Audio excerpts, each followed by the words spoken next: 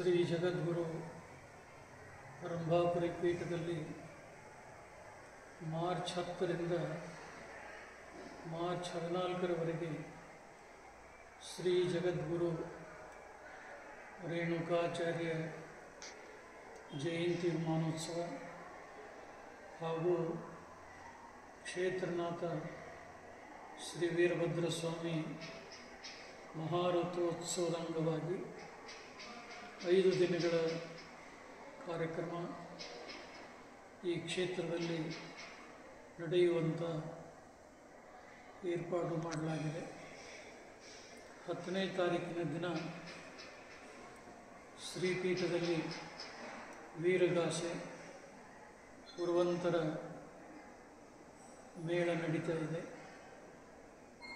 11ನೇ ತಾರೀಕಿಗೆ ಕೃಷಿ ಮೇಳ ನಡೆಯುವಂಥದ್ದಿದೆ.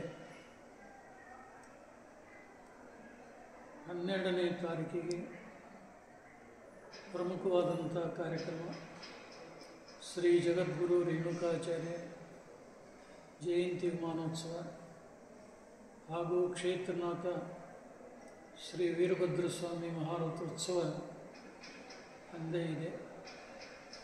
ಕರ್ನಾಟಕ ಸರ್ಕಾರದಿಂದಲೂ ಕೂಡ ರಾಜ್ಯದ ಎಲ್ಲ ಭಾಗಗಳಲ್ಲಿ ಈ ಜಯಂತಿ ವಿಮಾನೋತ್ಸವವನ್ನು ಆಚರಿಸುವಂಥ ಸೌಭಾಗ್ಯ ಒದಗಿ ಬಂದಿರುವಂಥದ್ದು ಸಂತೋಷವಾದದ್ದು. ಅಂದಿನ ದಿನ ಶ್ರೀ ಜಗದ್ಗುರು ರೇಣುಕಾಚಾರ್ಯ ಅತ್ಯುನ್ನತ ಪ್ರಶಸ್ತಿ ಪ್ರದಾನ ಹಾಗೂ ಶಿವಾದ್ವೈತ ಸಮಾವೇಶ ನಡೀತಾ ಇದೆ. ಈ ವರ್ಷದ ಜಾತ್ರಾ ಮಹೋತ್ಸವದ ಸಮಾರಂಭವನ್ನು VRL ಸಮೂಹ ಸಂಸ್ಥೆಯ ಚೇರ್ಮನ್ರಾದಂಥ ಡಾಕ್ಟರ್ ವಿಜಯ ಸಂಕೇಶ್ವರ್ ಅವರು ಉದ್ಘಾಟನೆಯನ್ನು ಮಾಡಲಿದ್ದಾರೆ. ಶ್ರೀ ಜಗದ್ಗುರು ರೇಣುಕಾಚಾರ್ಯ ಅತ್ಯುನ್ನತ ಪ್ರಶಸ್ತಿಯನ್ನು ರಾಯಚೂರು ಜಿಲ್ಲೆ ಕವಿತಾಳ ಗ್ರಾಮದ ರೈತ ಮಹಿಳೆ ಡಾಕ್ಟರ್ ಶ್ರೀಮತಿ ಕವಿತಾ ಮಿಶ್ರಾ ಅವರಿಗೆ ದಯಪಾಲಿಸುವಂಥ ಒಂದು ಕಾರ್ಯಕ್ರಮ ಇದೆ. ಜಗದ್ಗುರು ರೇಣುಕಾಚಾರ್ಯ ಪ್ರಶಸ್ತಿಯ ಜೊತೆಗೆ 1 ಲಕ್ಷ ರೂಪಾಯಿ ನಗದು ಹಣ, ಪ್ರಶಸ್ತಿ ಪತ್ರ ಮತ್ತು ಅಭಿನಂದನಾ ಪತ್ರ, ವಿಶೇಷವಾದಂಥ ಉಡುಗೊರೆ, ಫಲ ಪುಷ್ಪದೊಂದಿಗೆ ಶುಭಾಶೀರ್ವಾದ ಮಾಡುವಂಥ ಒಂದು ಅಪೂರ್ವ ಸನ್ನಿವೇಶ. ಸಂಜೆ ನಡೆಯುವಂಥ ಸಂಗೀತ ಸೌರಭ ಕಾರ್ಯಕ್ರಮದಲ್ಲಿ ಗದಗಿನ ಡಾಕ್ಟರ್ ರಾಜ್ಗುರು ಗುರುಸ್ವಾಮಿ ಕಲ್ಕೇರಿ ಅವರು ಸಂಗೀತ ಸೌರಭವನ್ನು ನಡೆಸಿಕೊಡ್ತಾ ಇದ್ದಾರೆ. ಅದಾದ ನಂತರದಲ್ಲಿ ರಾತ್ರಿ ನಗೆ ಹಬ್ಬ ಸಮಾರಂಭ ನಡೀತಾ ಇದೆ.